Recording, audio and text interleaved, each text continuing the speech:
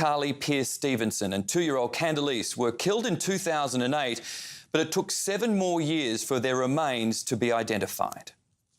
Carly Pearce-Stevenson was just 20 years old when Daniel Holdom murdered her in the Belangolo State Forest.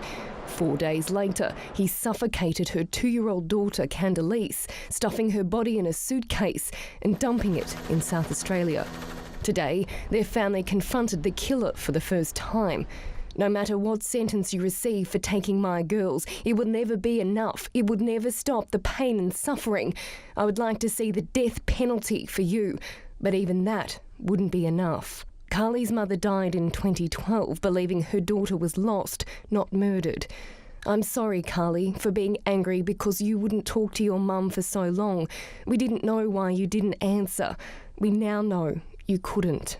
The court heard Holdom saw Carly's murder as a thrill kill, and there was a sexual motive for the crimes. The objective circumstances of this case are so appalling, so horrific and extreme that a sentence of life should be imposed on both murders. Holdom sat slumped throughout the hearing, his left hand bandaged. He showed no emotion as the graphic details of his heinous crimes were read to the court. He'll be sentenced on November 9. Laura Banks, 7 News. The ex-husband of a mother of 3 is tonight behind bars, charged with her murder and using a car as the weapon. Her family is grieving for the much-loved mum who was run down and killed outside her house. Gail Potter was a hard-working and devoted mother of 3, but last night her life was unfairly taken away, allegedly by her ex-husband. It's a surprise. She owns a nursery on the next street there. Police were called to the property on the outskirts of Traralgon shortly before 8:30 p.m. after reports Gail had been run over in her own driveway. Police will claim Glenn Martin was behind the wheel and he took off as paramedics tried desperately to save the 46-year-old, but she died at the scene. Police arrested the 29-year-old man yesterday afternoon after tracking him down to an abandoned warehouse near Maitland train station, which is well over 200 kilometres away from the crime scene. Now, officers from the State Homicide Squad, along with detectives from Wollongong, travelled to the Hunter Valley to question him through the night. He has since been charged with the murder of the New South Wales woman Christy Powell. He's been refused bail and his matter will appear in court this morning. Meanwhile, the 39-year-old woman's body was discovered last Friday inside her Bellambi home just north of Wollongong, lying just several metres from her 5-month-old son. A GoFundMe page has now been set up for her baby boy to help him make it through life without a mother. 4 people have been charged with attempted murder. Get in the car. Grab her. Nothing's going to happen. Just get in the car. You're angry at me. After agreeing to be picked up by a friend at Campbelltown in Western Sydney, Kayla Kendrigan quickly changes her mind. In the car waiting for her was a teenage girl she had allegedly verbally abused, calling her a dog. If you want to hit me, just hit me. The 19-year-old eventually gets in, but moments later, she panics. Take her phone. Don't touch me. I'm not in the mood. She's calling for Dad. Take her phone, Luke. Take her phone. Dad! Take her phone. Take her phone. Take her phone. Stop screaming. Hang up. Hang up. Just leave me alone. At nearby Wayland, Kayla Kendrigan was then allegedly blindfolded and tied to a chair with an iPhone cable. Then she was allegedly punched, beaten with a wooden bat and stabbed multiple times. Police say the teenager has learning difficulties and was born with one arm. The next morning, she was thrown 20 metres off Windsor Bridge. She managed to swim to safety and call for help. Brooke Brown, Matthew Luthwaite, a 16-year-old boy and a 17-year-old girl are now behind bars, charged with attempted murder. Court documents allege that the attack at this house lasted several hours in what police say amounted to torture. It's also alleged that the co-accused must have known that the victim would have drowned when she was thrown off a bridge. Kayla Kendrigan's parents say she's a mess but have thanked police. If found guilty, the alleged attackers could face up to 25 years behind bars. Mark Reddy, ABC News, Sydney. by a stolen car west of Brisbane. 24-year-old Pete McCauley from Goodna Police Station is in a critical but stable condition at the Princess Alexandra Hospital after suffering critical head injuries and broken bones. He underwent surgery yesterday and is now in an induced coma. A 16-year-old boy and 15-year-old girl were both charged with 1 count each of attempted murder and unlawful use of a motor vehicle. Been cowered, punched and kicked in the head during a dispute about parking on a nature strip. A father and son are accused of joining forces to attack the 75-year-old man while he was helpless on his knees. Ray Meyer was helping a friend move house but ended up being used as a punching bag on a neighbour's nature strip. Because we parked on his lawn. Simple as that. Nothing more. It's not even his lawn. No, I know, but, you know, you try and tell him that, mate. You go and park your car there and find out what happens. Ray says the neighbour confronted him in Mooroolbark yesterday afternoon and spat at him. And he said, if you f***ing park it there again, you'll have flat tyres. The men scuffled and wrestled on the grass before the great-grandfather was overpowered. An 18-year-old man believed to be the neighbour's son is accused of joining in, first with a hard blow to the face. King hit was here, definitely. I didn't, it was a bloody coward punch for sure. Then a kick to the side of the head. It stunned me pretty bad. I mean, wow. Ray's friend watched the teen strike. While his father held down a 75-year-old man. How disgusting. The person that has punched and kicked the 75-year-old has been interviewed and the investigation is still ongoing. A terrifying road rage attack has been caught on camera by the thugs who carried out the ruthless pursuit.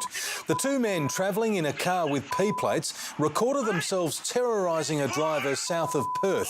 As they drove at high speed, the passenger leant out of the vehicle and smashed the other car's window with a baseball bat.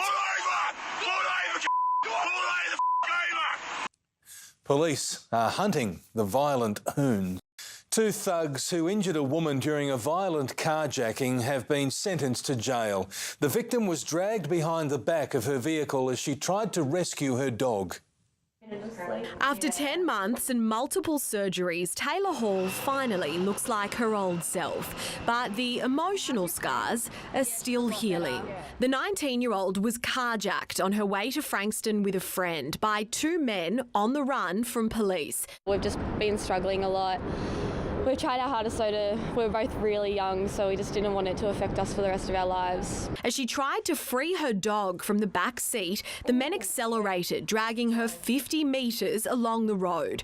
Today, Eddie Wells and Damien Grimsey were sentenced to more time behind bars over the violent assault. With what happened, there's no excuses or anything like that for that. The court heard the pair, who met in jail, had both suffered traumatic childhoods leading to lives of drug use and crime. At the time of the carjacking, Grimsey had just been released from jail. Wells was serving a community corrections order. Judge Gamble acknowledged Grimsey was remorseful for his actions, but couldn't say the same for Wells. He had written a letter of apology to the victim, but the judge doubted his sincerity. This is not the first time you've delivered such an apology in a courtroom. Wells was sentenced to 6 years, 4 months jail, and Grimsey 3 years, 10 months, while Taylor Hall feels like she's finally been set free. Today I feel like I can finally move on with my life. Jodie Lee, 7 News. 34-year-old Hamlin Heights man was arrested 3 kilometres from the initial crash. Witnesses saw him speeding and weaving in and out of traffic at Little River, and it was there where he smashed into the back of a woman's VW car, causing it to spin 360 degrees. Now, despite his own airbags activating as well as extensive damage to his car, the man drove away, but he didn't get far. He pulled over down the road and decided he would try to make a run for it. 2 highway patrol units were hot on his tail. He ran across 6 lanes of traffic trying to escape, and it was just before 6 a.m. when police caught up with him and he was arrested. Now, police have told us a short time ago that this man has been charged with a string of offences, including speeding and driving without a licence. He has been bailed to appear in court in January. Lucky to escape with his life after being carried 150 metres along the road. An organised car meet turns ugly. Nessip Tali was directing vehicles out of the downshift Melbourne meet in Coburg North when a rev head started showing off and doing burnouts. The 32-year-old attempted to confront the man but was struck by the speeding vehicle. He was flung onto the bonnet and dragged 150 metres down the road. As soon as he came towards me, he wasn't slowing down, he just sped up. I kept going, I fell off. Then his mate pulled up after him, screamed out, hero, and then took off. Nessip was left lying on the ground as witnesses raced to help. Get the car! Get the car! I was like, you know, what's happening? I've never seen this before. You know, this guy must be pretty angry. There's a lot of guys out there, you know, doing their burnouts and, you know, fishies around the corner, but never anyone hit. Nessip has been left limping and has minor injuries, but is lucky to be alive. He decided to not stop and fear for my life. Organisers claim the events are family-friendly and well-organised to ensure their safety, but they say they'll now boost security at future meets. We've gone from a traffic matter to criminal charges. The driver remains on the run and was last seen heading south towards Murray Road. We always say, I guess, you know, there's a fool in every bunch, and on this particular occasion, you know, for whatever reason, this bloke's decided to be the fool. Hannah Jenkins, 7 News. After being run over in his own driveway while trying to stop a thief stealing his car. He suffered a broken leg and ribs in the ordeal, witnessed by his wife and baby daughter. When he heard their car start around 4 Tuesday morning, he sprinted outside to put up a fight. Well, as I was trying to ajar the door, as they've taken forward, that's sort of thrown me on an angle, I dare say, and as they've turned, yeah, I fell and unfortunately, yeah, gone under the wheel.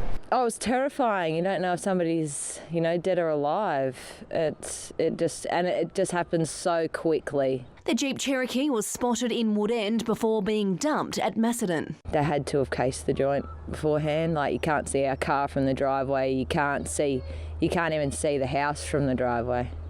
A woman has told detectives she was with a group of friends in front of the stage when an unknown male began dancing behind her. She says the male grabbed her and then put his hands inside her clothing. The victim elbowed her attacker in the face and left the area. The man's described as Caucasian with ginger-coloured hair. The spoils of crime. A luxury Lamborghini worth $500,000 is taken away. But despite the flashy cars, police say those involved in the alleged drug syndicate did their best to blend in. They weren't flaunting it amongst all their people they knew. 5 men were arrested after a series of raids throughout Melbourne's western suburbs.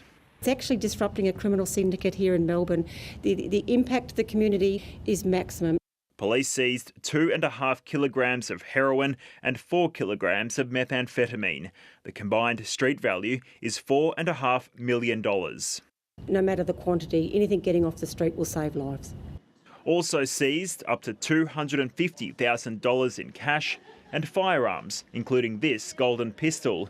Police allege the drugs were being imported from Southeast Asia, but they're still trying to establish the exact location of the manufacturers. We're trying to work collaboratively to stop it at its source and stop them from being produced. Police are confident they've disrupted a significant drug syndicate here in Melbourne, but it's unclear whether this group has connections with other states. Police are warning more arrests will follow. It is a syndicate and the investigation is ongoing and we are targeting other people now. The men will next appear in court in February.